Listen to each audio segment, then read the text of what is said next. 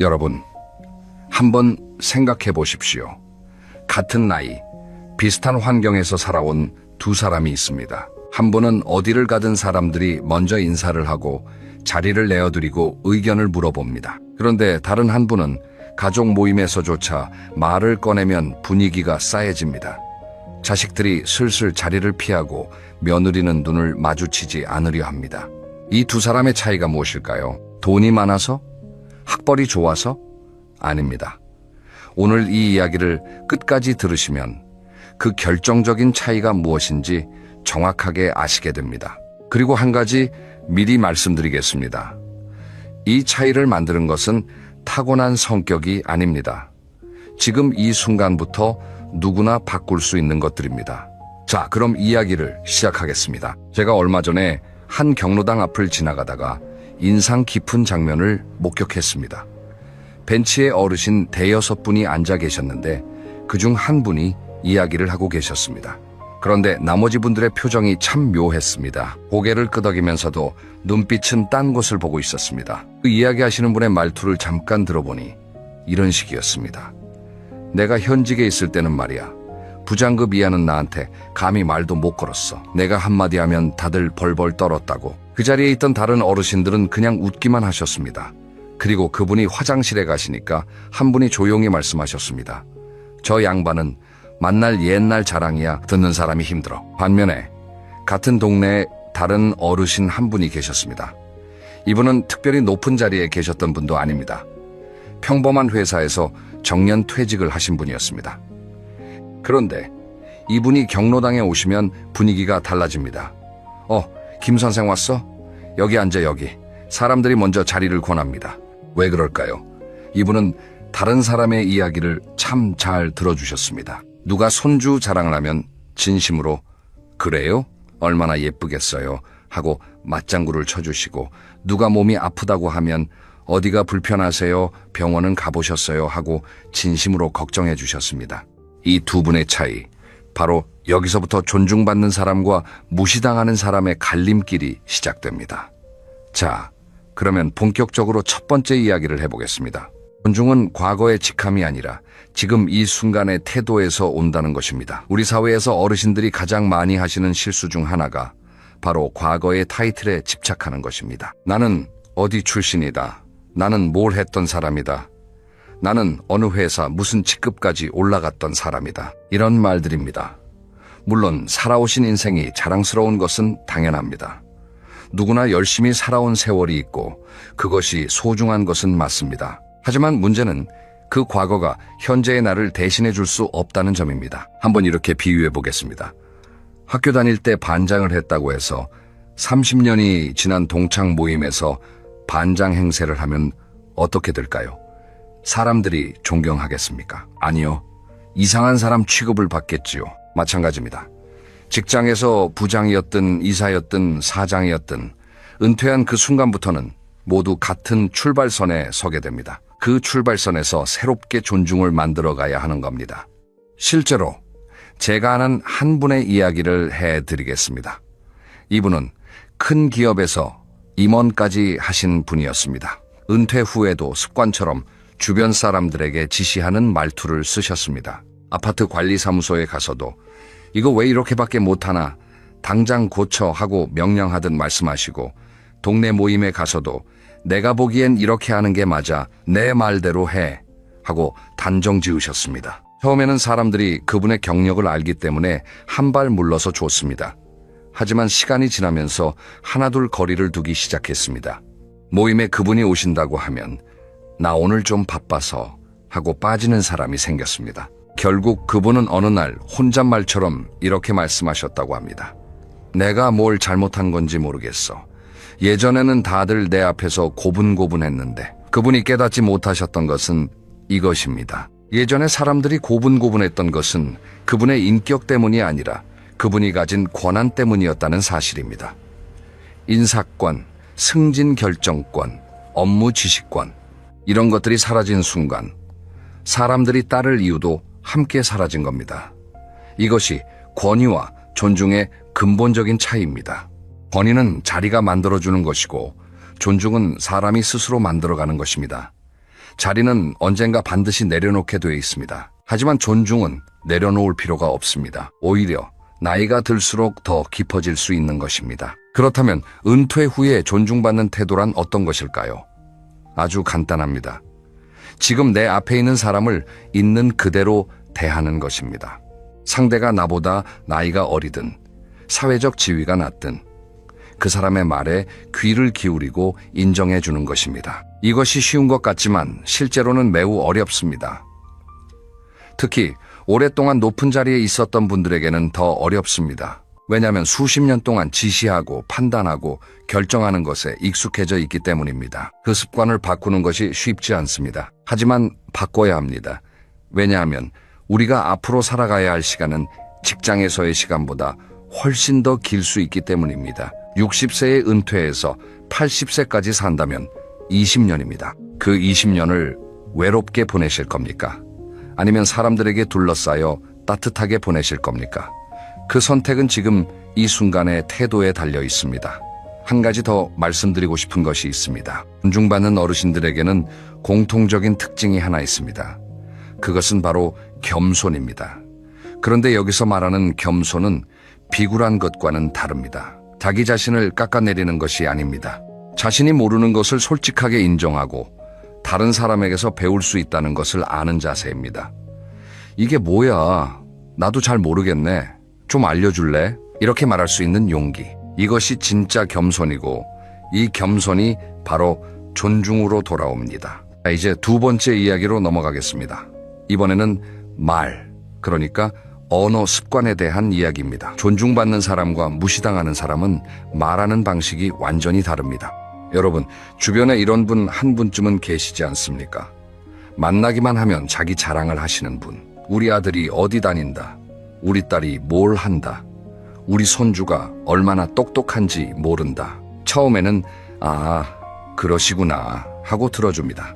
하지만 만날 때마다 같은 이야기가 반복되면 어떻게 됩니까? 슬슬 피하게 됩니다.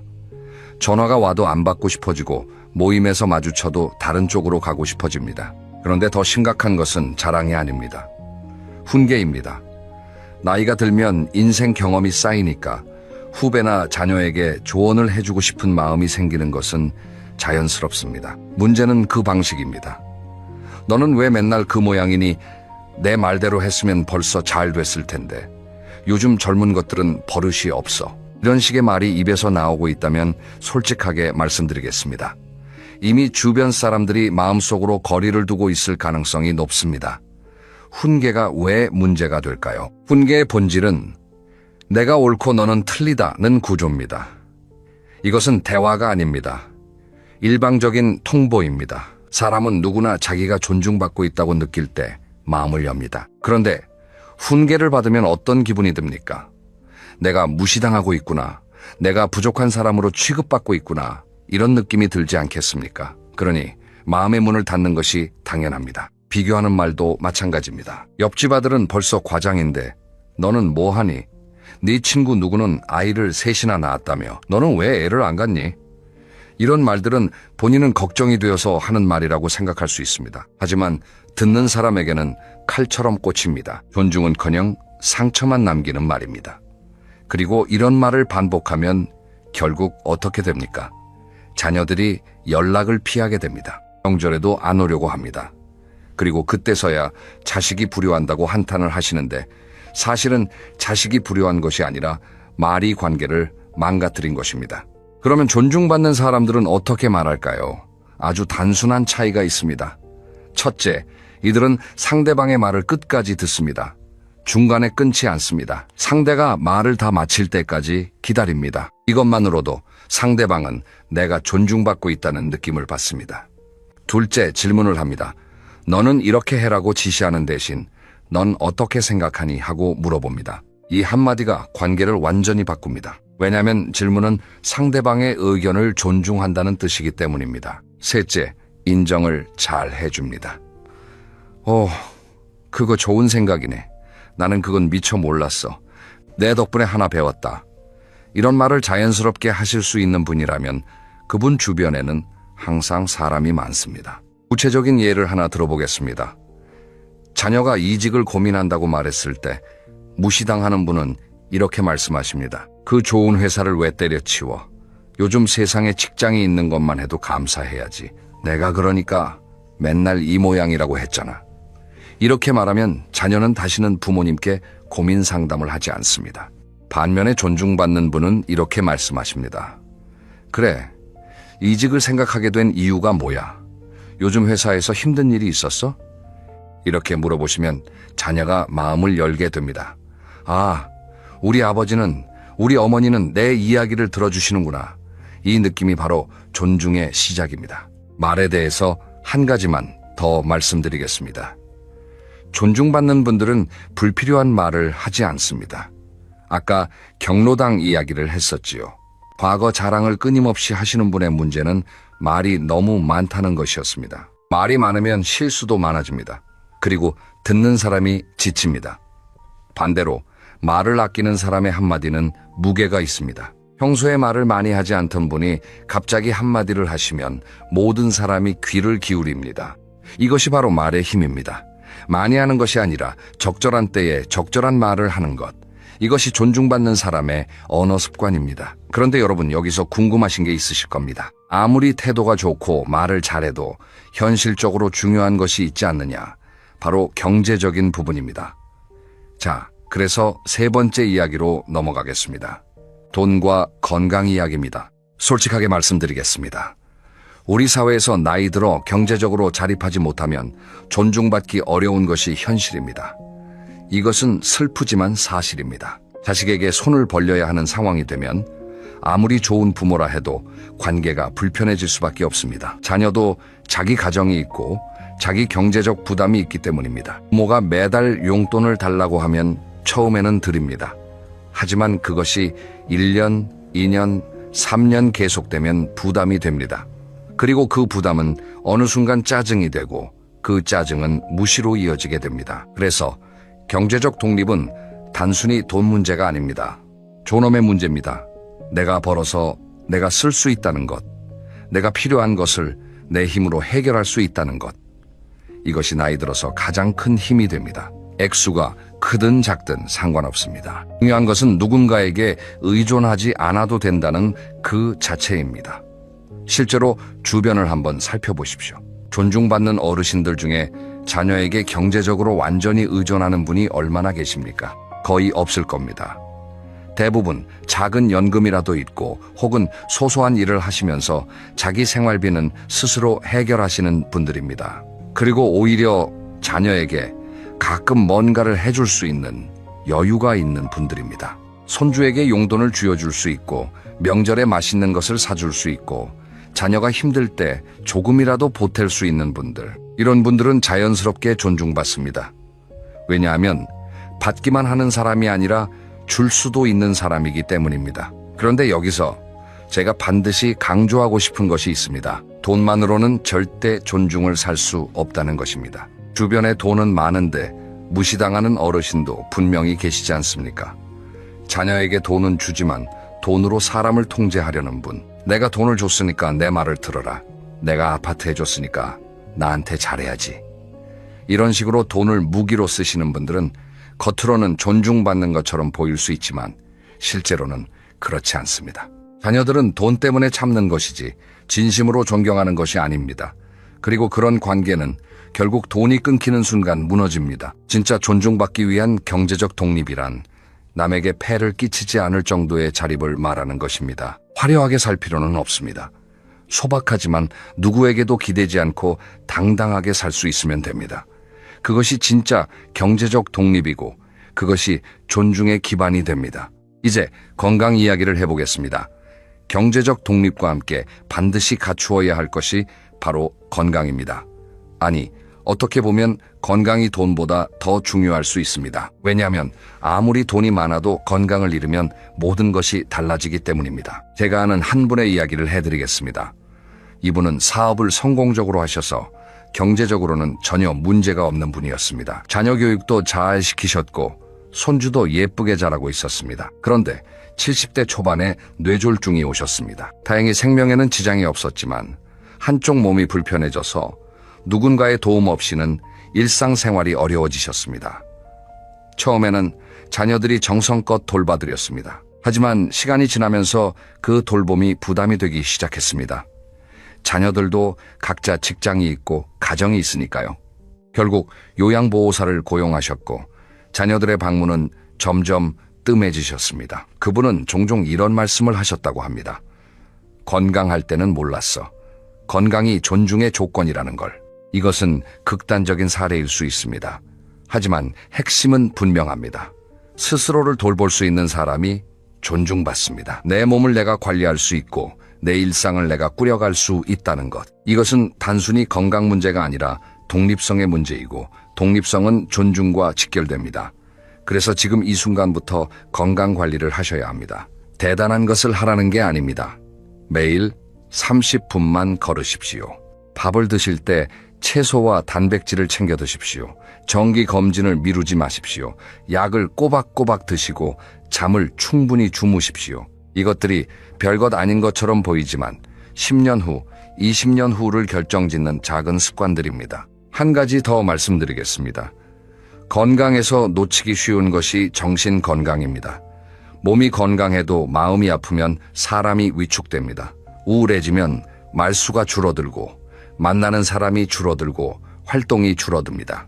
그러면 사회적으로 점점 고립되면 존중받을 기회 자체가 사라집니다. 그래서 정신 건강도 챙기셔야 합니다. 좋아하는 것을 하시고 사람들을 만나시고 웃을 일을 만드십시오. 필요하다면 전문가의 도움을 받는 것도 전혀 부끄러운 일이 아닙니다. 오히려 자기 자신을 챙길 줄 아는 현명한 선택입니다. 자, 정리해 보겠습니다. 경제적 독립과 건강은 존중받기 위한 현실적인 기반입니다. 하지만 이것만으로는 충분하지 않습니다. 돈이 있고 건강해도 사람을 밀어내는 행동을 하면 존중받지 못합니다. 반대로 경제적으로 넉넉하지 않아도 건강이 완벽하지 않아도 태도와 관계가 좋으면 존중받을 수 있습니다. 그래서 지금부터 드리는 네 번째 이야기가 중요합니다. 바로 관계의 기술, 적당한 거리두기에 대한 이야기입니다. 여러분, 자녀를 사랑하시지요? 당연히 사랑하십니다. 세상 어떤 부모가 자식을 사랑하지 않겠습니까? 문제는 사랑의 표현 방식입니다. 많은 부모님들이 사랑한다는 이유로 자녀의 삶에 지나치게 관여합니다. 결혼은 언제 할 거니? 집은 어디로 구할 거니? 아이 교육은 어떻게 시킬 거니? 돈은 어떻게 쓰고 있니? 이 모든 것이 걱정에서 비롯된 것이라는 건 알고 있습니다. 하지만 받아들이는 자녀의 입장에서는 이것이 걱정이 아니라 간섭으로 느껴집니다. 구체적인 상황을 하나 그려보겠습니다. 며느리가 아이를 자기 방식으로 키우고 있습니다. 요즘 육아 트렌드가 예전과 많이 다르지 않습니까? 아기 때 이유식을 만드는 방법도 다르고 훈육하는 방법도 다릅니다. 그런데 시어머니가 매번 이렇게 말씀하십니다. 우리 때는 그렇게 안 했어. 그렇게 하면 아이가 버릇 없어져. 내가 해봐서 아는데 이게 맞아. 이런 말씀을 반복하시면 며느리는 어떤 마음이 들겠습니까? 내가 무능한 엄마로 취급받고 있구나. 이런 느낌이 들 겁니다. 그리고 점점 시어머니를 만나는 것이 불편해집니다. 결국 아들에게 이렇게 말하게 됩니다. 당신 엄마 좀 어떻게 해봐. 그러면 아들은 양쪽 사이에서 끼어서 힘들어지고 온 가족이 불편해집니다. 이런 상황의 해결책은 무엇일까요? 바로 적당한 거리두기입니다. 도움을 주되 의견을 강요하지 않는 것입니다. 요청받지 않은 조언은 하지 않는 것입니다. 자녀가 도움을 요청하면 그때 기꺼이 도와주시면 됩니다. 하지만 요청하지 않았는데 먼저 나서서 이래라 저래라 하시면 그것은 도움이 아니라 간섭이 됩니다. 존중받는 부모님들의 공통점을 한번 살펴보겠습니다. 이분들은 자녀의 가정에 깊이 관여하지 않습니다. 자녀가 알아서 잘할 거라고 믿어줍니다. 물론 속으로는 걱정이 되실 겁니다. 하지만 그 걱정을 입 밖으로 매번 꺼내지 않습니다. 대신 조용히 지켜보면서 정말 필요한 순간에만 한마디 하십니다. 그 한마디가 훨씬 더 무게가 있고 자녀도 그 말에 진심으로 귀를 기울이게 됩니다. 한 가지 비유를 들어보겠습니다. 연을 날려보신 적 있으십니까? 연을 높이 올리려면 줄을 꽉 쥐고 있으면 안 됩니다. 적당히 풀어줘야 바람을 타고 높이 올라갑니다. 하지만 완전히 놓아버리면 연이 어디로 갈지 모릅니다. 적당히 쥐고 적당히 풀어주는 것. 이것이 바로 자녀와의 관계에서 필요한 거리감입니다. 실제로 자녀와의 관계가 좋은 어르신들의 이야기를 들어보면 공통적으로 하시는 말씀이 있습니다. 나는 그냥 필요할 때 있어주기만 하려고 해. 내가 나서면 오히려 부담이 되니까. 이 말 속에 엄청난 지혜가 담겨 있습니다. 필요할 때 있어주는 것. 그것이 진짜 사랑이고 그 사랑이 존중으로 돌아옵니다. 며느리나 사위와의 관계도 마찬가지입니다. 이분들은 내 자식의 배우자이지 내 자식이 아닙니다. 그러니까 나의 방식을 강요할 수 없는 독립적인 개인입니다. 이것을 인정하는 것이 관계의 출발점입니다. 며느리가 음식을 좀 다르게 만들어도 사위가 좀 다른 방식으로 생활해도 그것은 그 사람의 선택이고 그 사람의 삶입니다. 존중해야 합니다. 그래야 나도 존중받습니다. 자, 여기까지 들으시면서 이런 생각이 드실 수도 있습니다. 그래, 태도도 바꾸고 말도 조심하고 거리도 적당히 두면 되는 건 알겠어. 그런데 그러면 나는 뭘 하고 살지? 은퇴하고 자녀한테도 간섭하지 말라고 하고 그러면 하루 종일 뭘 하면서 시간을 보내나? 바로 이 질문에 대한 답이 5번째 이야기에 있습니다. 배움을 멈추지 않는 사람의 힘입니다. 여러분, 나이가 들면 새로운 것을 배우는 것이 어렵다고 생각하시는 분들이 많습니다. 이 나이에 무슨 공부야? 늙은이가 뭘 배워 머리가 안 돌아가는데 이런 말씀들을 하십니다. 하지만 이것은 사실이 아닙니다. 뇌과학자들의 연구에 따르면 인간의 뇌는 나이에 관계없이 새로운 것을 배울 수 있는 능력을 가지고 있습니다. 물론 20대처럼 빠르게 습득하기는 어렵습니다. 하지만 느리게라도 꾸준히 배우면 뇌가 계속 활성화되고 새로운 신경회로가 만들어진다고 합니다. 그런데 제가 말씀드리고 싶은 것은 뇌과학 이야기가 아닙니다. 배움이 관계에 미치는 영향입니다. 새로운 것을 배우는 어르신과 아무것도 배우지 않는 어르신, 이 두 분이 주변에 미치는 영향은 하늘과 땅 차이입니다. 예를 하나 들어보겠습니다. 70이 넘으신 한 할아버지가 스마트폰으로 유튜브 편집을 배우셨습니다. 처음에는 글자 크기 조절하는 것도 어려워하셨습니다. 하지만 6개월 정도 꾸준히 연습하시더니 자기가 등산 다니면서 찍은 영상을 편집해서 유튜브에 올리시기 시작했습니다. 구독자가 많은 것은 아닙니다. 하지만 중요한 것은 그것이 아닙니다. 이분이 변하셨습니다. 표정이 밝아지셨고 할 이야기가 생기셨습니다. 손주에게 유튜브 이야기를 하시면 손주가 눈을 반짝이면서 할아버지 정말요 대박이다 하고 관심을 보입니다. 자녀들도 아버지가 유튜브를 하신다니 이 나이에 대단하시다 하면서 존경의 눈길을 보냅니다. 반면에 아무것도 안 하시고 집에서 텔레비전만 보시는 분은 어떻게 됩니까? 할 이야기가 없습니다. 만나면 텔레비전에서 봤는데 세상이 말이야 하면서 부정적인 뉴스 이야기만 하시게 됩니다. 아니면 과거 이야기를 반복하시게 됩니다. 그러면 주변 사람들이 점점 멀어집니다. 새로운 것을 배우는 것은 단순히 지식을 쌓는 것이 아닙니다. 자기 자신에게 활력을 불어넣는 일이고 주변 사람들에게 긍정적인 에너지를 전달하는 일입니다. 그리고 이것이 바로 꼰대와 멋진 어른을 가르는 결정적인 한 끗입니다. 꼰대는 누구입니까? 세상이 변하는 것을 인정하지 않는 사람입니다. 요즘 것들은 다 틀렸어. 우리 때가 좋았지. 옛날 방식이 최고야. 이렇게 말씀하시는 분입니다. 이런 분에게 사람들이 존중을 보이겠습니까? 아닙니다. 속으로 또 시작이다 하면서 고개를 돌리게 됩니다. 멋진 어른은 다릅니다. 세상이 변하는 것을 인정하고 그 변화에서 배울 것을 찾는 사람입니다. 요즘은 이런 것도 있구나. 참 신기하다. 나도 한번 해봐야겠어. 이런 자세를 가진 분에게 사람들은 자연스럽게 존경심을 가지게 됩니다. 왜냐하면 나이가 들어서도 열린 마음으로 세상을 받아들이는 것은 결코 쉬운 일이 아니기 때문입니다. 그것을 해내는 분에게 사람들은 진심으로 멋있다고 느끼는 것입니다. 배움의 대상은 거창할 필요가 없습니다. 스마트폰 사용법을 좀 더 배우는 것도 좋고 그림을 그려보는 것도 좋고 요리를 새로 배우는 것도 좋습니다. 동네 문화센터에서 서예를 배우시는 분도 있고 늦깎이로 기타를 시작하신 분도 있습니다. 유튜브에서 영어 공부를 하시는 분도 있고 텃밭을 가꾸면서 농사 기술을 연구하시는 분도 있습니다. 무엇이든 좋습니다. 중요한 것은 새로운 것에 도전하고 있다는 그 자체입니다. 그 도전이 여러분을 빛나게 만들고 주변 사람들이 여러분을 존중하게 만드는 힘이 됩니다. 한 가지만 더 말씀드리겠습니다. 배움에는 한 가지 놀라운 부수 효과가 있습니다. 바로 대화 소재가 풍부해진다는 것입니다. 새로운 것을 배우면 새로운 이야기를 할 수 있습니다. 과거 이야기만 반복하는 것이 아니라 오늘 배운 것, 어제 경험한 것, 내일 해보고 싶은 것에 대해 이야기할 수 있습니다. 이런 사람과 대화하는 것은 즐겁습니다.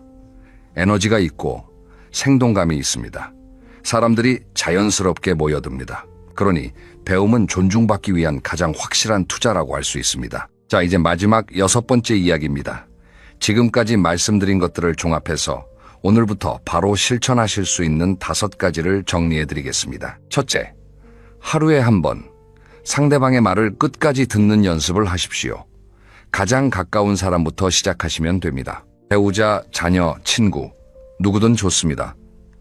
상대가 말을 할 때 중간에 끊지 않고 끝까지 들어주십시오. 그리고 다 들은 후에 한마디 하십시오. 그렇구나. 네 생각이 그렇구나.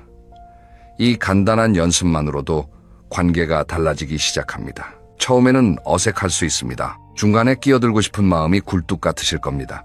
하지만 참아보십시오. 3일, 5일, 일주일만 해보시면 상대방의 반응이 달라지는 것을 느끼실 수 있을 겁니다. 둘째, 과거 자랑은 하루에 딱 한 번으로 제한하십시오. 아예 안 하시는 것이 가장 좋지만 그것이 어려우시면 하루에 한 번만이라고 스스로 규칙을 정하십시오. 그리고 그 한 번도 짧게 하시고 상대방이 관심을 보일 때만 하십시오.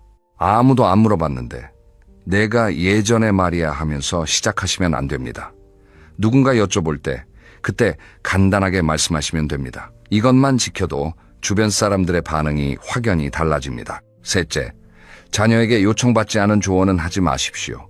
이것이 가장 어려운 실천이 될 수 있습니다. 왜냐하면 부모의 마음이라는 것이 자식이 걱정되면 자동으로 입이 열리기 때문입니다. 하지만 한번 생각해 보십시오. 내가 하는 이 말이 요청받은 조언인가 아니면 내가 참을 수 없어서 하는 말인가? 이 구분만 잘하셔도 자녀와의 관계가 훨씬 편안해집니다. 자녀가 도움을 요청할 때까지 기다리십시오. 그리고 요청하면 진심으로 도와주십시오. 이것이 존중받는 부모의 모습입니다. 넷째, 매주 하나씩 새로운 것을 시도하십시오. 거창한 것이 아니어도 됩니다. 이번 주에는 스마트폰 앱을 하나 새로 깔아보겠다. 다음 주에는 해보지 않았던 요리를 해보겠다. 그 다음 주에는 안 가본 길로 산책을 해보겠다. 이렇게 작은 것부터 시작하십시오. 중요한 것은 새로운 경험을 하고 있다는 사실 자체입니다. 그 경험이 쌓이면 대화 소재가 되고 그 대화 소재가 관계를 풍요롭게 만들어줍니다. 다섯째, 매일 30분 이상 걸으십시오. 건강이 존중의 기반이라고 말씀드렸습니다. 걷기는 가장 쉽고 가장 효과적인 건강관리 방법입니다. 아침에 걸으셔도 좋고 저녁 식사 후에 걸으셔도 좋습니다. 혼자 걸으셔도 되고 배우자나 친구와 함께 걸으시면 더 좋습니다. 걸으면서 맑은 공기를 마시고 주변 풍경을 보고 생각을 정리하다 보면 몸도 건강해지고 마음도 건강해집니다. 이것이 존중받는 노후를 위한 가장 기본적인 투자입니다. 이 5가지 다시 한번 정리해드리겠습니다. 하나, 상대방의 말을 끝까지 듣기. 둘, 과거 자랑 줄이기. 셋, 요청받지 않은 조언하지 않기. 넷, 매주 새로운 것 시도하기. 다섯, 매일 30분 걷기. 이 5가지만 꾸준히 실천하시면 3개월 후, 6개월 후 주변의 시선이 달라지는 것을 반드시 느끼실 수 있을 겁니다. 이제 오늘 이야기를 마무리하겠습니다. 오늘 긴 시간 동안 함께 해주셔서 감사합니다. 오늘 말씀드린 것을 한 문장으로 정리하면 이렇습니다. 존중은 나이에서 오는 것이 아니라 태도에서 오는 것이다. 과거의 직함이 아니라 지금의 모습이, 내가 하는 말이 아니라 내가 듣는 자세가, 내가 가진 것이 아니라 내가 베푸는 것이 존중을 만듭니다. 그리고 그 존중은 결코 거저 주어지는 것이 아닙니다. 매일매일 작은 노력으로 쌓아가는 것입니다. 어르신, 우리 모두 나이 먹는 것은 막을 수 없습니다. 하지만 어떻게 나이 드느냐는 선택할 수 있습니다. 오늘 이 영상을 보신 것만으로도 이미 첫걸음을 내디디신 겁니다. 스스로를 바꾸고 싶다는 마음, 더 나은 사람이 되고 싶다는 마음, 그것이야말로 존중받는 어른의 시작입니다. 마지막으로 한 가지 질문을 드리며 마치겠습니다. 10년 후에 내 주변에 남아있을 사람은 누구일까요? 그 사람들이 나를 어떤 눈으로 바라봐 주길 원하십니까? 그 눈빛 속에 존경이 담겨 있기를 바라신다면 오늘부터 시작하십시오. 지금이 가장 빠른 때입니다. 다음 영상에서는 나이 들수록 반드시 멀리해야 할 사람의 특징에 대해 이야기해 보겠습니다. 내 곁에 두면 나를 병들게 하는 사람이 누구인지, 어떻게 구별하고 어떻게 거리를 두어야 하는지 구체적인 방법까지 알려드리겠습니다. 궁금하시면 구독과 알림 설정을 눌러주십시오. 그러면 새 영상이 올라올 때 바로 알림을 받으실 수 있습니다. 오늘도 건강하고 존중받는 하루 보내시길 바랍니다. 감사합니다. 여러분, 한 가지 장면을 떠올려 보시겠습니까? 80세 할머니 한 분이 계십니다. 이 할머니는 매일 아침 동네 공원을 한 바퀴 돌고 장도 직접 보시고 손주들이 오면 함께 놀아주십니다. 주변 사람들이 말합니다. 어머님, 정말 정정하시다.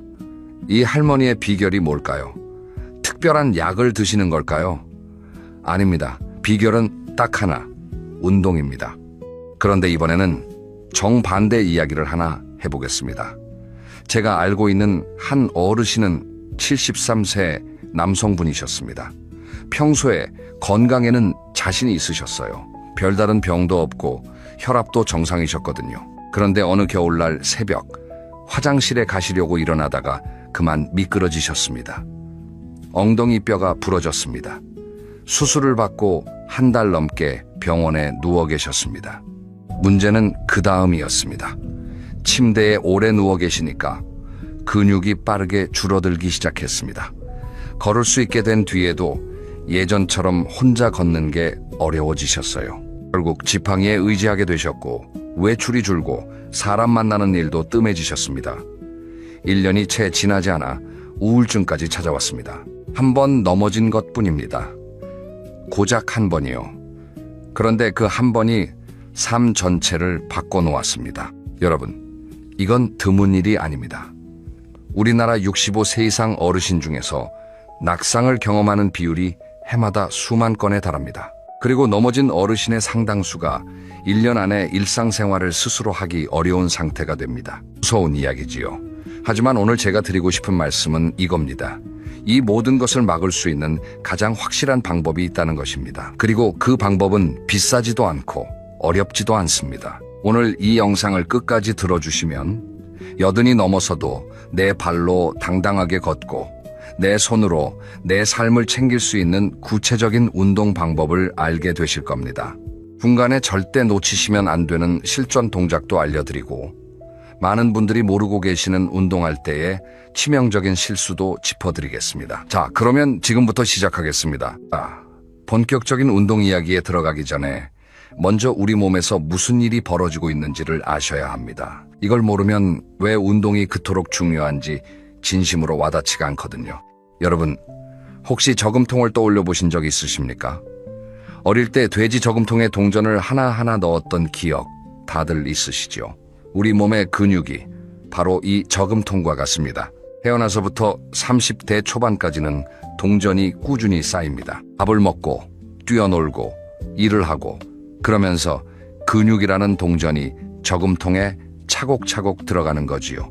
그런데 문제는 30대 중반을 넘기면서부터입니다. 이때부터 저금통에 작은 구멍이 하나 생깁니다. 눈에 보이지 않을 만큼 아주 작은 구멍이요. 그래서 처음에는 잘 모릅니다. 하지만 이 구멍으로 해마다 동전이 조금씩 빠져나가기 시작합니다. 의학적으로 말씀드리면 30대 이후부터 우리 몸의 근육량은 매년 조금씩 감소합니다. 별것 아니네. 이렇게 생각하실 수 있습니다. 하지만 이게 10년, 20년, 30년 쌓이면 이야기가 완전히 달라집니다.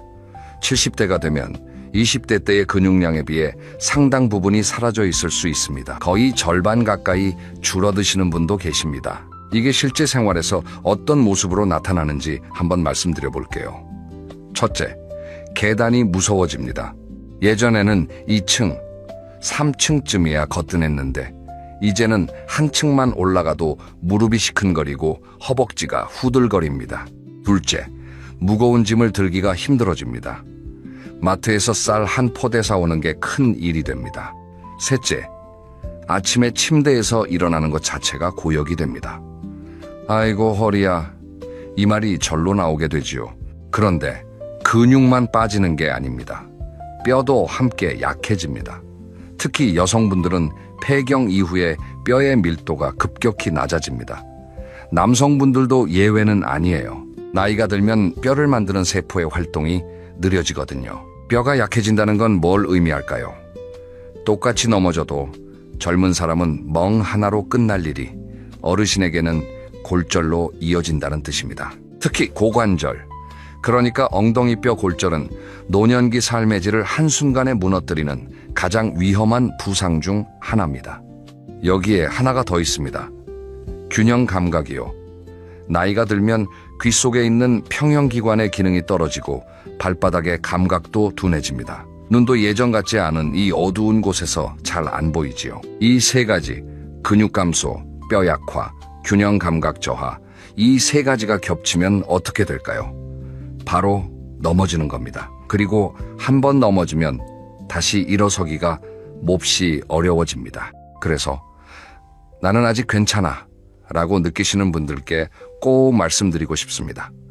괜찮다고 느끼실 때가 바로 준비하셔야 할 때입니다. 저금통에 구멍이 뚫린 줄도 모르고 가만히 계시면 정작 동전이 필요한 순간에 저금통이 텅 비어 있게 됩니다. 그런데요, 여기서 정말 놀라운 사실 하나를 알려드리겠습니다.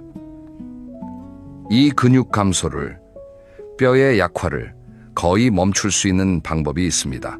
심지어 이미 많이 줄어든 분들도 다시 채울 수 있습니다. 도대체 무슨 방법일까요? 바로 다음 이야기에서 알려드리겠습니다. 여러분, 주변에 이런 말씀을 하시는 분들 많지 않습니까? 나는 매일 아침 30분씩 걷는다. 그러니까 운동은 충분히 하고 있는 거지. 맞습니다. 걷기는 정말 좋은 운동입니다. 이건 의심의 여지가 없습니다. 하지만 한 가지 솔직하게 말씀드리겠습니다. 걷기만으로는 부족합니다. 이게 무슨 말인지 비유를 하나 들어보겠습니다. 의자를 생각해 보세요. 다리가 내 개인 의자는 안정적이지요. 그런데 만약 다리가 하나밖에 없다면 어떻게 되겠습니까? 앉는 순간 쓰러질 겁니다. 노년기 운동도 마찬가지입니다. 걷기라는 다리 하나만으로는 우리 몸이라는 의자를 안정적으로 지탱할 수가 없습니다. 그러면 의자의 나머지 다리는 뭘까요? 노년기 운동에는 크게 세 가지 기둥이 있습니다. 첫째는 유산소 운동, 둘째는 근력 운동, 셋째는 균형 및 유연성 운동입니다. 이 세 가지가 합쳐져야 비로소 튼튼한 의자가 완성됩니다. 하나라도 빠지면 흔들리기 시작합니다. 먼저 유산소 운동부터 말씀드리겠습니다. 유산소 운동은 심장과 폐를 건강하게 해줍니다. 걷기, 가벼운 조깅, 수영, 자전거 타기 같은 것들이지요. 이런 운동을 하면 심장이 더 효율적으로 피를 뿜어내게 되고 혈관이 탄력을 유지합니다. 쉽게 말해서 몸 구석구석에 산소와 영양분을 잘 배달해주는 택배 시스템이 원활해지는 겁니다. 유산소 운동을 꾸준히 하시는 분들은 고혈압, 당뇨, 심장질환의 위험이 눈에 띄게 줄어듭니다. 또 머리도 맑아지고 기분도 좋아집니다. 왜냐하면 뇌로 가는 혈류가 좋아지거든요. 그런데 유산소 운동만으로는 근육을 키울 수가 없습니다. 심장은 튼튼해지지만 팔다리의 근육은 여전히 빠져나가고 있을 수 있다는 뜻이에요. 이게 바로 많은 어르신들이 놓치시는 부분입니다. 그래서 두 번째 기둥인 근력 운동이 반드시 필요합니다. 근력 운동이라고 하면 젊은 사람들이 헬스장에서 무거운 역기를 드는 모습을 떠올리실 수 있습니다. 하지만 절대 그렇게 하실 필요 없습니다. 내 몸무게를 이용한 간단한 동작만으로도 충분합니다. 의자에서 일어났다 앉았다를 반복하는 것, 벽을 짚고 팔을 굽혔다 펴는 것, 이런 것들이 전부 근력 운동입니다. 근력 운동을 하면 어떤 일이 벌어질까요? 첫째, 줄어들던 근육이 다시 붙기 시작합니다. 아까 저금통 비유를 기억하시죠? 구멍을 메우고 다시 동전을 넣는 거라고 생각하시면 됩니다. 둘째, 뼈가 강해집니다. 이게 좀 신기한 부분인데요. 근육이 뼈를 당기고 자극하면 뼈가 내가 더 단단해져야겠구나 하고 반응을 합니다. 그래서 근력 운동을 꾸준히 하시는 분들은 골다공증 진행이 느려지고 경우에 따라서는 뼈 밀도가 다시 올라가기도 합니다. 셋째, 일상생활이 편해집니다. 장바구니를 드는 것, 손줄을 안아 올리는 것, 무거운 문을 여는 것, 이런 사소한 일들이 다시 수월해집니다. 그리고 세 번째, 기둥, 균형과 유연성 운동입니다. 이건 사실 가장 간과되는 운동이에요. 하지만 노년기에는 어쩌면 가장 중요한 운동일 수 있습니다. 왜냐하면 바로 이 운동이 넘어짐을 막아주기 때문입니다. 한 발로 서기, 발 뒤꿈치를 들었다 내리기, 천천히 스트레칭하기, 이런 동작들이 균형 감각을 유지시켜줍니다. 세계적으로 오래 건강하게 사는 분들이 많은 지역들을 연구한 결과가 있습니다. 이 지역의 어르신들에게는 공통점이 있었습니다. 헬스장에 다니시는 분은 거의 없었어요. 대신 일상에서 자연스럽게 세 가지 운동을 모두 하고 계셨습니다. 텃밭을 가꾸면서 쪼그려 앉았다 일어나고, 그게 근력 운동이지요. 언덕길을 오르내리며 심장을 단련하고, 그게 유산소 운동이지요. 울퉁불퉁한 길을 걸으면서 자연스럽게 균형 감각을 키우고, 그게 균형 운동이지요. 특별한 운동 프로그램이 아니었습니다. 삶 자체가 운동이었던 겁니다. 자, 그러면 여기서 한 가지 질문을 던져보겠습니다. 알겠어. 세 가지 운동을 해야 하는 건 알겠는데 나는 도대체 뭘 어떻게 해야 하는 거야? 이 질문에 대한 답을 지금부터 아주 구체적으로 집에서 바로 따라 하실 수 있도록 알려드리겠습니다. 자, 이제부터가 진짜입니다. 여러분이 오늘 이 영상에서 가장 주의 깊게 들으셔야 할 부분입니다. 뭘 해야 하는지는 알겠는데 어떻게 해야 하느냐? 이 질문에 대한 답을 지금부터 하나하나 드리겠습니다. 제가 알려드리는 방법은 특별한 도구가 필요 없습니다. 넓은 공간도 필요 없습니다. 여러분의 집, 거실이면 충분합니다. 의자 하나, 벽 하나, 이것만 있으면 됩니다. 그리고 시간도 많이 안 걸립니다. 하루에 30분이면 됩니다. 30분을 한꺼번에 하기 부담스러우시면 3번으로 나누셔도 됩니다. 아침에 10분, 점심 후에 10분, 저녁 식사 전에 10분, 이렇게요. 먼저 아침 10분, 유산소 운동과 몸풀기 시간입니다. 아침에 일어나시면 바로 격한 동작을 하시면 안 됩니다. 자는 동안 우리 몸은 움직임 없이 오랜 시간 가만히 있었기 때문에 근육과 관절이 뻣뻣한 상태거든요. 그래서 먼저 부드럽게 깨워줘야 합니다. 침대에 앉은 상태에서 시작하시면 됩니다. 먼저 두 팔을 천천히 머리 위로 올려보세요. 쭉 뻗어 올리시면서 숨을 크게 들이마십니다. 그리고 천천히 내리면서 숨을 내쉽니다. 이걸 5번 반복하시면 됩니다. 이게 아침 첫 번째 동작입니다. 별것 아닌 것 같지만 이렇게 하면 몸에 자, 이제 하루가 시작됐어 라고 신호를 보내는 겁니다. 다음으로 일어서서 제자리 걸음을 합니다. 빠르게 하실 필요 없습니다. 천천히 무릎을 배꼽 높이까지 올리시면서 제자리에서 걸어보세요. 팔도 함께 자연스럽게 흔들어 주십니다. 이걸 2분 정도 하시면 심장이 서서히 빨라지기 시작합니다. 몸이 따뜻해지는 게 느껴지실 겁니다. 그게 바로 혈액이 온몸을 돌기 시작했다는 뜻입니다. 제자리 걸음이 되셨으면 이번에는 옆으로 걸어보겠습니다. 서 계신 자리에서 오른쪽으로 2발짝, 왼쪽으로 2발짝, 이렇게 좌우로 왔다 갔다 하시는 겁니다. 이 동작은 유산소 효과도 있지만 옆으로 움직이는 감각을 유지시켜주기 때문에 균형 감각에도 도움이 됩니다. 약 2분간 해주세요. 마지막으로 가벼운 스트레칭을 해줍니다. 서서 양손을 허리에 대고 상체를 천천히 오른쪽으로 기울입니다. 옆구리가 살짝 당기는 느낌이 들면 멈추고 숨을 2번 쉰 뒤 돌아옵니다. 반대쪽도 똑같이 해줍니다. 그 다음에는 앞으로 천천히 숙여보세요. 무릎을 살짝 구부린 상태에서 손끝이 바닥을 향하게 내려갑니다. 억지로 바닥을 짚으실 필요 없습니다. 허리와 허벅지 뒤쪽이 살짝 당기는 정도까지만 내려가시면 됩니다. 이 스트레칭을 3분 정도 해주시면 아침 10분 루틴이 끝납니다. 어떠세요? 별로 어렵지 않지요? 이 10분만 해도 아침에 몸이 훨씬 가볍게 느껴지실 겁니다. 머리도 맑아지고 왠지 오늘 하루가 기분 좋을 것 같은 느낌이 드실 거예요. 이제 점심 후 열분입니다. 이 시간이 바로 근력 운동 시간입니다. 점심을 드시고 바로 하시면 안 되고요. 30분에서 1시간 정도 쉬신 뒤에 하시는 게 좋습니다. 첫 번째 동작은 의자 스쿼트입니다. 이건 정말 중요한 동작이에요. 노년기 근력 운동의 왕이라고 해도 과언이 아닙니다. 방법은 간단합니다. 튼튼한 의자를 하나 준비하시고 의자 앞에 서십니다. 발은 어깨 너비로 벌려주세요. 그리고 팔짱을 끼거나 두 팔을 앞으로 나란히 뻗으십니다. 이 상태에서 천천히 엉덩이를 뒤로 빼면서 의자에 앉습니다. 쿵 하고 주저앉으시면 안 됩니다. 셋을 세는 동안 천천히 앉으세요. 하나, 둘, 셋. 엉덩이가 의자에 살짝 닿으면 다시 천천히 일어섭니다. 이때 중요한 건 무릎이 발끝보다 앞으로 나가지 않도록 하시는 겁니다. 엉덩이를 의자 쪽으로 쭉 빼신다는 느낌으로 앉으시면 무릎에 무리가 가지 않습니다. 이 동작을 10번 반복합니다. 10번 하고 나면 허벅지가 뜨끈해지는 느낌이 드실 겁니다.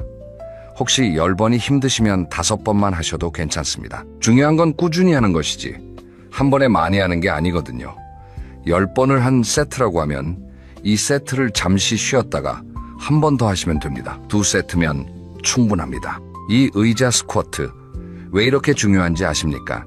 이 동작 하나가 허벅지 앞쪽 근육, 엉덩이 근육, 종아리 근육을 동시에 단련시킵니다. 그리고 바로 이 근육들이 우리가 걷고 계단을 오르고 넘어지지 않도록 잡아주는 근육들입니다. 연구에 따르면 하체 근력을 유지하는 것만으로도 낙상 위험이 크게 줄어든다고 합니다. 그러니까 이 동작 하나만 매일 하셔도 여러분의 노후가 달라질 수 있다는 뜻입니다. 두 번째 동작은 벽 짚고 팔굽혀펴기입니다. 바닥에서 하는 팔굽혀펴기는 힘드시지요? 안 하셔도 됩니다. 벽을 이용하시면 됩니다. 벽에서 팔 하나 길이만큼 떨어져 서세요. 두 손을 어깨 너비로 벽에 짚습니다. 발은 가만히 두고 팔꿈치를 천천히 구부리면서 상체를 벽 쪽으로 기울입니다. 코가 벽에 거의 닿을 만큼 갔다가 다시 팔을 펴면서 돌아옵니다. 이것도 천천히 하셔야 합니다. 구부릴 때 셋을 세고 펼 때 셋을 세세요. 이 동작은 가슴 근육, 어깨 근육, 팔 뒤쪽 근육을 단련시킵니다. 이 근육들이 탄탄해지면 무거운 물건을 밀거나 들 때 한결 수월해집니다. 이것도 10번씩 2세트 해주시면 됩니다. 세 번째 동작은 뒤꿈치 들기입니다. 서 계신 상태에서 의자 등받이나 벽을 한 손으로 가볍게 잡으세요.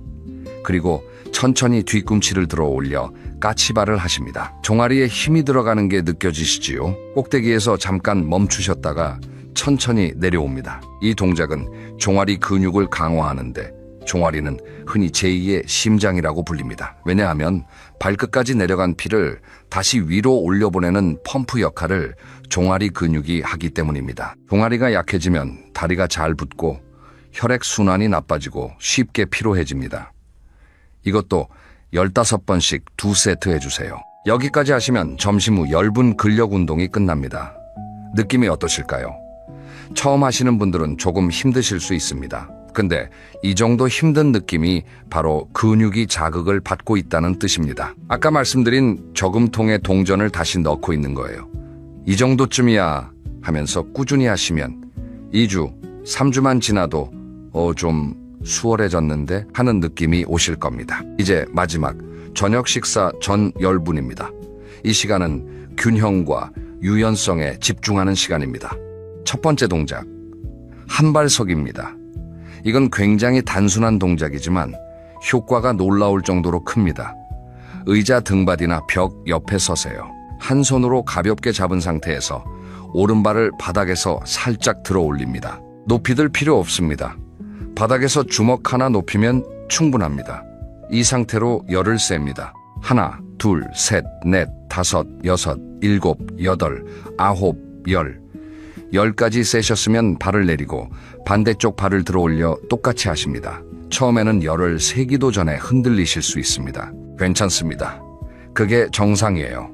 흔들린다는 건 우리 몸의 균형 시스템이 일을 하고 있다는 뜻입니다. 마치 근육통이 운동이 되고 있다는 신호인 것처럼 흔들림은 균형 감각이 훈련되고 있다는 신호입니다. 일주일만 해보세요. 흔들림이 확 줄어드는 걸 느끼실 겁니다. 양쪽 번갈아 가며 3번씩 해주세요. 두 번째 동작은 일자로 걷기입니다. 평소에 걷는 것과 다릅니다. 한 발 앞에 다른 발의 뒤꿈치를 바로 갖다 대면서 일직선으로 걷는 겁니다. 마치 밧줄 위를 걷는 것처럼요. 이 동작이 왜 좋으냐면 실제로 길을 걸을 때 좁은 곳을 지나거나 방향을 바꿀 때 사용하는 세밀한 균형 감각을 훈련시키기 때문입니다.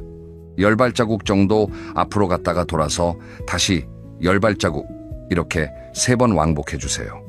이것도 처음에는 벽 옆에서 하시면서 필요할 때 손으로 짚으시면 안전합니다. 세 번째 동작은 앉아서 하는 스트레칭입니다. 의자에 편하게 앉으세요. 먼저 오른쪽 다리를 앞으로 쭉 뻗습니다. 발끝을 몸쪽으로 당기세요. 그러면 허벅지 뒤쪽과 종아리가 쭉 당기는 느낌이 드실 겁니다. 통증이 아니라 시원하게 당기는 느낌이요. 이 상태로 숨을 천천히 내쉬면서 열을 셉니다.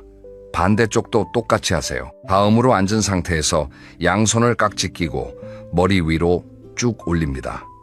온몸이 위로 늘어나는 느낌으로 쭉 펴세요. 등이 결리시는 분들은 이 동작을 하시면 정말 시원하실 겁니다. 마지막으로 고개를 오른쪽으로 천천히 기울이고 왼쪽으로 기울이고 앞으로 숙이고 동그랗게 한 바퀴 돌려주세요. 목 주변 근육의 긴장이 풀리면서 머리가 한결 가벼워지실 겁니다. 여기까지가 저녁 열분 루틴입니다. 이 3가지를 합치면 하루 30분이지요. 아침에 유산소와 몸풀기, 점심 후에 근력, 저녁 전에 균형과 유연성, 이 3가지를 매일 하시면 여러분은 노년기 운동의 세 기둥을 빠짐없이 세우시는 겁니다. 그런데요, 여기서 한 가지 주의하셔야 할 것이 있습니다. 이 운동들을 하시면서 절대 하시면 안 되는 실수들이 있거든요. 이걸 모르고 하시면 오히려 몸이 상할 수 있습니다. 어떤 실수들인지 지금 바로 말씀드리겠습니다. 여러분, 운동은 약과 같습니다. 잘 쓰면 병을 고치지만 잘못 쓰면 오히려 탈이 납니다. 지금부터 말씀드리는 5가지 실수, 이건 꼭 기억해 주십시오. 제가 아는 많은 어르신들이 이 실수 때문에 운동을 시작하고도 중간에 그만두시거나 심한 경우 부상을 당하셨거든요. 첫째, 준비 운동 없이 바로 시작하는 것입니다. 이건 정말 많은 분들이 하시는 실수예요. 에이, 그냥 하면 되지 뭘. 이러시면서 곧바로 동작에 들어가시는 거지요. 우리 몸은 자동차와 비슷합니다. 한겨울에 차 시동을 걸면 바로 출발하지 않지요. 엔진이 좀 달궈질 때까지 기다리잖아요. 우리 몸도 마찬가지입니다.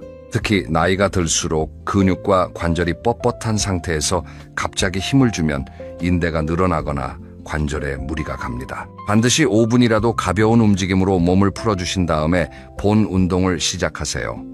아까 아침 루틴에서 알려드린 팔 올리기와 제자리 걸음, 이걸 하시면 됩니다. 둘째, 통증을 참고 버티는 것입니다. 아프면 효과가 있는 거 아니야? 이렇게 생각하시는 분들이 계십니다. 아닙니다. 이건 아주 위험한 오해입니다. 운동할 때 근육이 뻐근하고 힘든 느낌, 이건 괜찮습니다. 이건 근육이 일을 하고 있다는 정상적인 신호거든요. 하지만 콕콕 찌르는 듯한 통증이나 날카롭게 쑤시는 느낌이 드시면 즉시 멈추셔야 합니다. 특히 무릎, 허리, 어깨에서 이런 통증이 오면 절대 참으시면 안 됩니다. 뻐근한 느낌과 날카로운 통증, 이 2가지는 분명히 다릅니다. 이 구분을 꼭 기억해 주세요. 셋째, 숨을 참는 것입니다.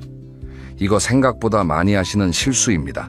힘을 줄 때 무의식적으로 숨을 꽉 참게 되시거든요. 의자 스쿼트를 하실 때도 하면서 숨을 멈추시는 분들이 계십니다. 숨을 참으면 혈압이 순간적으로 확 올라갑니다.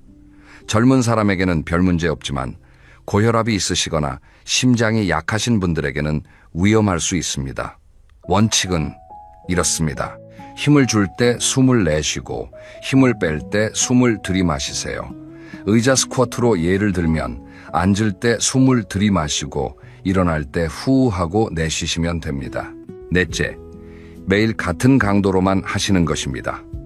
처음에 의자 스쿼트 5번으로 시작하신 분이 한 달이 지나도 여전히 5번만 하고 계시는 경우가 있습니다. 물론 5번도 안 하시는 것보다 훨씬 낫습니다. 하지만 우리 몸은 똑똑해서 같은 자극에 금방 적응합니다. 처음에 힘들었던 5번이 이제 쉬워지셨다면 6번, 7번으로 조금씩 늘려주셔야 합니다. 이걸 전문 용어로 점진적 과부하라고 하는데 어려운 말은 잊으셔도 됩니다.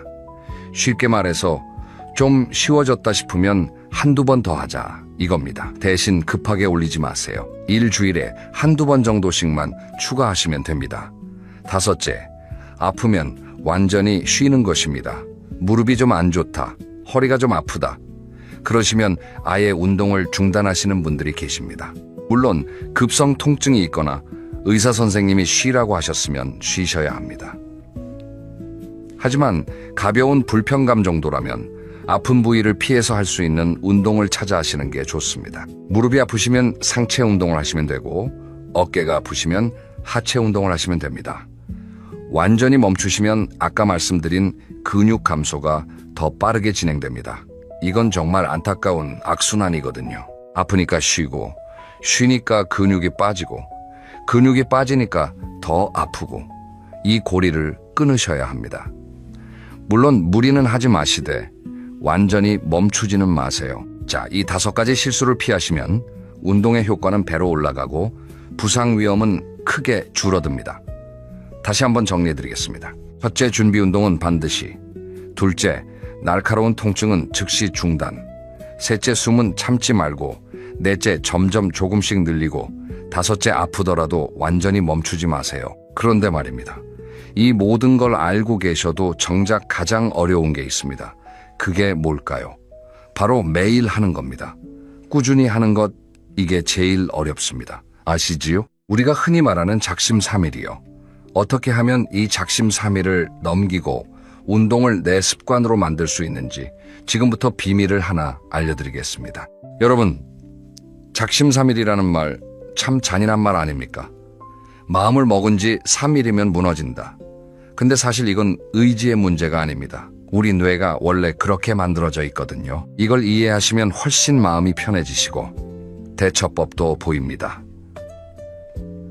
우리 뇌는 기본적으로 에너지를 아끼려고 합니다. 새로운 행동을 하려면 뇌가 많은 에너지를 써야 합니다. 뇌 입장에서는 힘들어, 예전처럼 편하게 하자, 이렇게 되는 거죠. 그래서 새로운 습관을 시작하면 처음 며칠은 의지와 열정으로 버틸 수 있지만 그 에너지가 바닥나면 원래 상태로 돌아가려는 힘이 작용합니다. 이게 작심삼일의 정체입니다. 그러면 이걸 어떻게 이길 수 있을까요?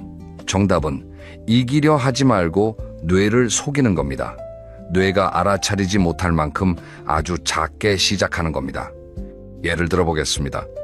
오늘부터 매일 30분 운동해야지, 이렇게 결심하시면 뇌가 부담을 느낍니다. 대신 이렇게 해보세요. 오늘 의자에서 일어났다 앉았다를 3번만 하자. 3번이요. 30초도 안 걸립니다. 이렇게 작게 시작하면 뇌는 이 정도는 뭐 별거 아니네 하고 저항을 안 합니다. 그리고 신기한 일이 벌어집니다. 3번 하고 나면 에이, 여기까지 한 거 5번 하지 뭐, 이렇게 되거든요. 이게 바로 심리학에서 말하는 시작의 원리입니다. 시작이 반이라는 옛말이 괜히 있는 게 아니에요. 두 번째 전략은 기존 습관에 운동을 묶는 겁니다. 새로운 습관을 만드는 건 어렵지만 이미 하고 있는 습관에 붙이는 건 훨씬 쉽습니다. 예를 들면 이런 겁니다. 아침에 세수하고 나서 팔 올리기 5번, 점심 먹고 양치한 다음에 의자 스쿼트 5번, 저녁 뉴스 보기 전에 한발서기 10초. 이렇게 이미 하고 계시는 일 뒤에 운동을 붙이시면 별도로 자, 이제 운동할 시간이야 하고 결심할 필요가 없어집니다. 자연스럽게 흘러가는 거지요. 세 번째 전략은 기록하는 것입니다. 달력을 하나 준비하세요. 냉장고나 잘 보이는 곳에 붙여두시고요. 운동을 하신 날에는 동그라미를 하나 그리세요. 빨간색이든 파란색이든 상관없습니다. 중요한 건 동그라미가 하나씩 쌓이는 걸 눈으로 보시는 거예요. 사흘 연속 동그라미가 이어지면 뭔가 뿌듯하시지 않겠습니까? 나흘째 되는 날, 오늘은 좀 귀찮은데 하다가도 달력을 보시면 여기서 끊기면 아깝지 하는 마음이 드실 겁니다. 이게 연속성의 힘입니다. 네 번째 전략은 함께하는 사람을 만드는 겁니다. 혼자 하면 외롭고 외로우면 그만두기 쉽습니다. 옆집 이웃이든 오래된 친구든 배우자든 누구라도 좋습니다. 우리 매일 아침 같이 걷자, 이 한마디면 됩니다. 상대가 있으면 오늘 좀 하기 싫어도 그래도 약속했으니까 하면서 나가게 됩니다. 그리고 같이 하면서 이런저런 이야기도 나누면 운동 시간이 즐거운 사교 시간이 됩니다. 운동이 의무가 아니라 기다려지는 일이 되는 거지요. 5번째, 그리고 아마도 가장 중요한 전략이 있습니다. 바로 자기 자신에게 너그러워지시는 겁니다. 하루 빼먹으셨다고 실패한 게 아닙니다. 이틀 빼먹으셔도 실패가 아닙니다. 진짜 실패는 나는 안 되나 봐 하고 완전히 포기하시는 겁니다. 하루 쉬셨으면 다음날 다시 하시면 됩니다. 그게 전부입니다. 비가 와서 못 걸으셨으면 집에서 의자 스쿼트 3번이라도 하시면 됩니다. 몸이 안 좋으셨으면 스트레칭만 하셔도 됩니다. 완벽하게 하시려고 하지 마세요. 꾸준히 하시는 게 완벽하게 하시는 것보다 100배 낫습니다. 여기서 한 분의 이야기를 해드리고 싶습니다. 이분은 64세에 처음 운동을 시작하셨습니다. 그 전까지는 운동이라곤 해본 적이 없으셨어요. 퇴직하시고 나서 갑자기 시간이 남으니까 뭘 해야 할지 모르셨답니다. 우연히 동네 복지관에서 어르신 체조 수업이 있다는 걸 알게 되셨고 한번 가볼까 하는 가벼운 마음으로 시작하셨습니다. 처음에는 정말 힘드셨다고 합니다. 스쿼트를 3번도 못 하셨고 한 발 서기는 3초도 버티지 못하셨대요. 창피하기도 하셨답니다. 주변에서 자기보다 나이 많은 분들이 훨씬 잘하시니까요. 하지만 이분은 딱 한 가지를 지키셨습니다. 오늘 못하면 내일 하자. 내일도 못하면 모레 하자. 그냥 끊지만 말자. 이게 이분의 유일한 규칙이었습니다. 3개월이 지나니 스쿼트 10번을 하실 수 있게 되셨습니다. 6개월이 지나니 산책거리가 2배로 늘었습니다. 1년이 지나니 무릎 통증이 눈에 띄게 줄어들었습니다. 지금 이분은 80세이십니다. 64세에 시작해서 16년째 운동을 하고 계십니다. 매일 아침 동네 뒷산을 오르시고 일주일에 2번은 수영을 하시고 손주들과 함께 공원에서 뛰어노십니다. 이분이 항상 하시는 말씀이 있습니다. 나는 64세에 새로 태어났다. 여러분, 이 이야기에서 우리가 배울 수 있는 건 뭘까요? 첫째, 시작하기에 늦은 때는 없다는 것입니다. 여러분이 지금 50이든 60이든 70이든 80이든 오늘이 가장 빠른 날입니다. 둘째, 완벽하지 않아도 괜찮다는 것입니다.